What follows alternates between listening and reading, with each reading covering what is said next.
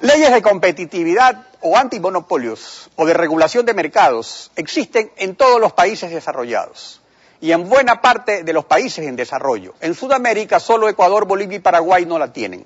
Está con nosotros el economista René Ramírez, secretario nacional de Planificación y Desarrollo. Economista, buenos días, bienvenido a Contacto Directo. Y muchas gracias por la invitación. Economista, ¿en cuánto tiempo Semplades preparó el proyecto de ley orgánica de regulación y control del poder del mercado? ¿Tomaron en cuenta ustedes también el proyecto del año 2000 que fue elaborado con la asesoría de la Conferencia de las Naciones Unidas para el Comercio y Desarrollo, UNCTAD, o sobre qué se basó el proyecto? ¿Cuánto tiempo se trabajó en elaborar este proyecto tan importante? Bueno, el proyecto ha sido elaborado por más de un año, se ha tomado en cuenta legislación comparada, se ha actualizado y también se ha puesto toda la innovación legislativa que se está tratando alrededor de este tema.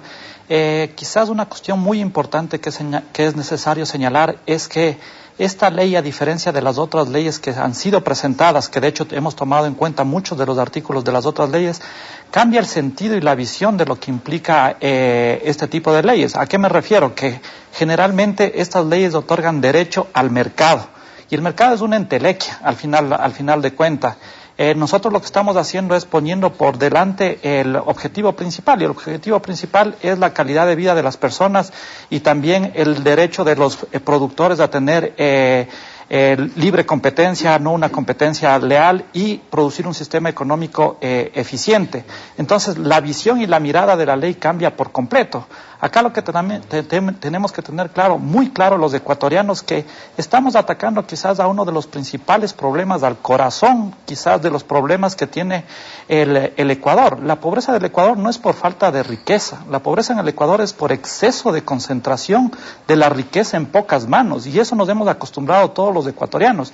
Economista, pero antes de continuar, una cosa, ¿por qué se lo califica de urgencia económica? ¿Usted cree que en 3 semanas es un tiempo razonablemente suficiente para discutir un proyecto tan importante? Porque realmente es importante este proyecto, y usted mismo dice que se demoraron un año en prepararlo. Nos hemos demorado un año en prepararlo, ha sido de cierta manera conversado, hablado, discutido, difundido con muchos de los sectores que han pedido realmente discutirlo. Nosotros creemos que es fundamental que sea económico urgente, en la medida de que nosotros no tenemos que también ser ingenuos de lo que ha pasado en la historia del país. En la historia del país han existido alrededor de más o menos 13 años en los cuales han habido 6 intentos de proyectos de ley, doctor Pinargote, y todos esos intentos de proyectos de ley han sido desechados a la basura. ¿Por qué? Porque aquí no existe la mano invisible que se quiere creer que existe en el mercado ecuatoriano. Aquí existen actores concretos, intereses concretos que llevan a que estos proyectos han sido desechados completamente por el Ecuador, al final de cuentas. El peor de los escenarios... Usted tiene razón, y eso ha sido un problema gravísimo. Incluso ha estado listo para que se le ponga el ejecútese y se lo ha vetado. Pero, y aquí lo fundamental también es lo que usted señala, el Ecuador es un país con una economía altamente concentrada, pero esa concentración no solo involucra al sector privado, sino que también comprende al sector público. Que además el sector público es el que crea privilegios y ha creado privilegios para ciertos grupos privados. Entonces, ese es el panorama completo. Entonces, de acuerdo con eso, ¿qué principios de competencia también se establecen para el sector público? Completamente de acuerdo, y quizás ese es el corazón del proyecto político que a veces no se entiende. El corazón del proyecto político es justamente que se dé una separación del Estado de los poderes económicos, y eso es lo que estamos haciendo, nunca más un telefonazo para decir cuáles son las órdenes que hay que hacer. Aquí se habla generalmente de que ha existido exceso de Estado. Lo que no ha existido es realmente, lo que ha existido es insuficiencia de competencia. A ver, siempre se nos dice que nosotros somos estatistas. Nosotros no somos estatistas, lo que nosotros tenemos que señalar es que buscamos eficiencia en el sistema económico, y hay en algunos sectores económicos que es deficiente que exista concentración, por ejemplo en los monopolios naturales, naturales, pero en otros sectores donde tiene que existir competencia no ha existido. Estaba viendo la frase que solo la libre competencia lleva para que no existan monopolios. Completamente de acuerdo, pero aquí en el Ecuador no ha habido esa libre competencia. Ha sido una ley de la selva que lo que ha llevado es que el Estado realmente tenga una vinculación con los poderes económicos, y eso ha llevado al peor de los mundos. Correcto lo que usted dice, pero justamente desde el artículo 26 al artículo 30 el proyecto propone una serie de ayudas estatales y medidas de gobierno que permiten crear privilegios a favor de ciertas actividades o empresas.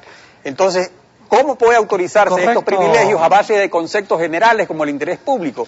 ¿No se podría prestar esto para la discrecionalidad y a los abusos que siempre ha habido antes en todos los gobiernos? No, doctor Pinargote. O sea, el punto aquí tiene que quedar claro que esto tiene que ser un proceso transparente. El que emite la posibilidad de que se den estas ayudas económicas es la máxima autoridad del país, que es el presidente de la República.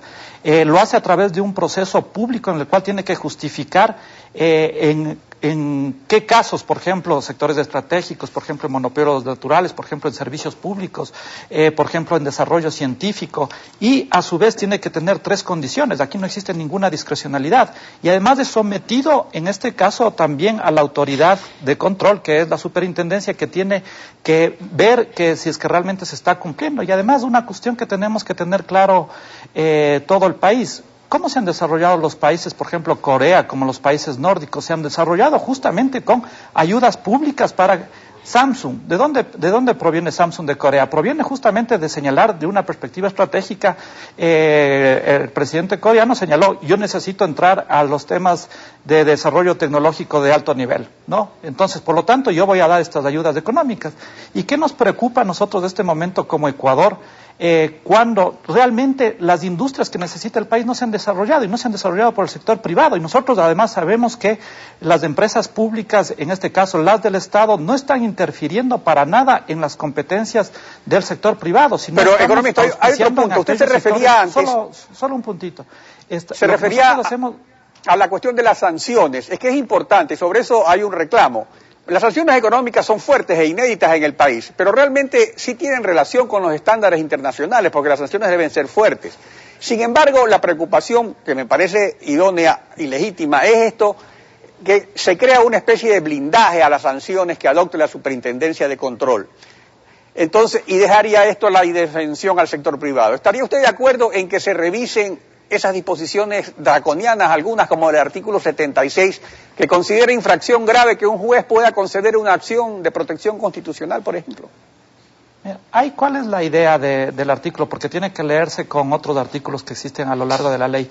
Que no separe los procesos administrativos que existen en el campo administrativo y que a través del sistema de justicia, es decir, que no exista abuso de derecho.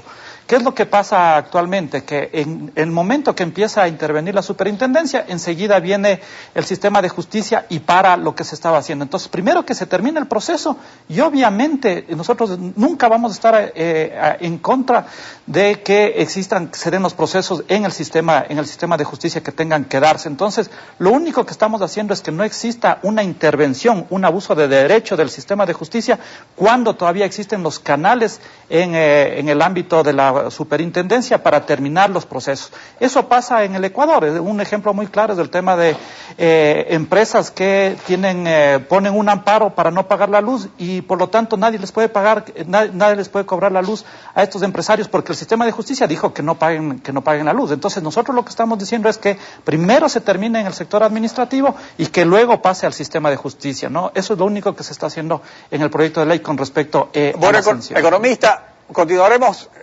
como todavía va a continuar el trámite, desde ya lo invitamos para los próximos días a volver a ver qué es lo que sale del primer debate, y por lo pronto se nos terminó el tiempo y le agradezco su participación en Contacto Directo.